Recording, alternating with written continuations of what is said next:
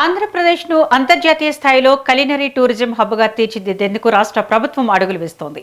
ముఖ్యమంత్రి నారా చంద్రబాబు నాయుడు సమక్షంలో అమరావతిలో పర్యాటక శాఖ, తిరుపతిలోని ఇండియన్ కలినరీ ఇన్స్టిట్యూట్ మధ్య చారిత్రాత్మక అవగాహన ఒప్పందం కుదిరింది. పర్యాటక శాఖ ప్రత్యేక ప్రధాన కార్యదర్శి అజయ్ జైన్, ఇన్స్టిట్యూట్ ప్రతినిధులు ఒప్పంద పత్రాలను మార్చుకున్నారు. ఈఎంఓయు ద్వారా తెలుగువారి అచ్చమైన రుచులను, ప్రాంతీయ ఆహార సంస్కృతిని ప్రపంచానికి పరిచయం చేయడమే కాకుండా పర్యాటక రంగంలో నైపుణ్యాభివృద్ధి, ఉపాధి అవకాశాలను మెరుగుపరచనున్నారు. భవిష్యత్తులో ఏపీ టూరిజం అథారిటీ నిర్వహించే ఫుడ్ ఫెస్టివల్స్, అంతర్జాతీయ ఈవెంట్లలో ఈ భాగస్వామ్యం కీలక పాత్ర పోషించనున్నది.